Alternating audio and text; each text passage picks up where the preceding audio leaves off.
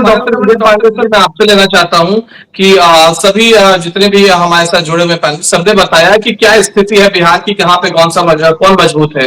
लेकिन सवाल ये है कि प्रशांत किशोर क्या सिर्फ एनडीए के लिए सिरदर्द होंगे, क्योंकि जब उपचुनाव हुए थे तो उपचुनाव में उन्होंने आरजेडी को अच्छा डेंट दिया।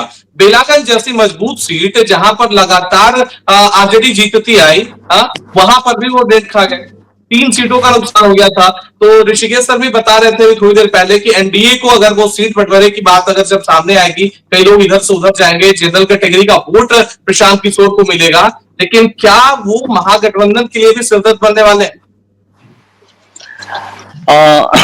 आनंद जी, देखिए, अभी तक मैं विजय सर, अपने पांडे साहब हैं और ऋषिकेश साहब हैं, इनकी बातों को सुन रहा था और वरिष्ठ पत्रकार हैं और ग्राउंड को बहुत अच्छे तरीके से जानते हैं और चर्चा बहुत बहुत अच्छे से इन्होंने बताया एक एक परिस्थिति को।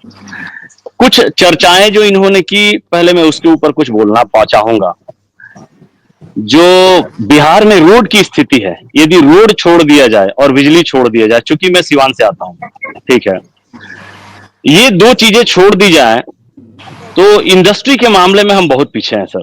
जब आप बैंगलोर जाते हैं, महाराष्ट्र जाते हैं, तो बोइंग का प्लांट कर्नाटका में आ जाता है लेकिन बिहार में नहीं आ पाता है। आईटी इंडस्ट्री कर्नाटका और महाराष्ट्र में आ जाती है लेकिन बिहार में नहीं आ पाता है। और जब चुनाव आती है तो हमें 4-5 ट्रेन दे दिए जाते हैं। कांग्रेस भी देती थी, हमारे अभी की भी सरकार है, या पहले से भी जो चीजें देख रहे हैं, चूंकि हम लोग बचपन से चीजों को देखते आ रहे हैं, और ऐसा लगता है कि भैया ट्रेन दे करके ट्रेन में मजदूर भरो और ले करके कर्नाटका आ जाओ, महाराष्ट्र ले जाओ।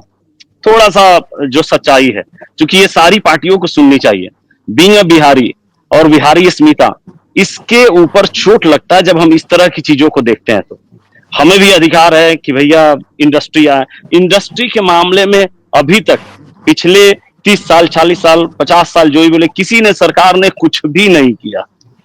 जब चुनाव आता है तो जुमले स्टार्ट होते हैं, जातिवादी स्टार्ट होती है, जंगल राज स्टार्ट होता है। जंगल राज तो था ही। अब मैं मुद्दे पे आता हूं, प्रशांत किशोर के मुद्दे पे और एनडीए और इंडिया के मुद्दे पे। सर, विश्वास कीजिए, चुनाव के बाद मैं आपको बता रहा हूं, प्रशांत किशोर कोई कहीं ना कहीं एक बड़ा फैक्टर देखेंगे। सीटें ज्यादा नहीं जीतेंगे, लेकिन आइदर बीजेपी को, आइदर इंडिया को, बोले तो एनडीए को या इंडिया को, इनके वोट में किसी ना किसी को स्पेशली बहुत ज्यादा डेंट होने वाला है, जो स्थिति झारखंड में हुई।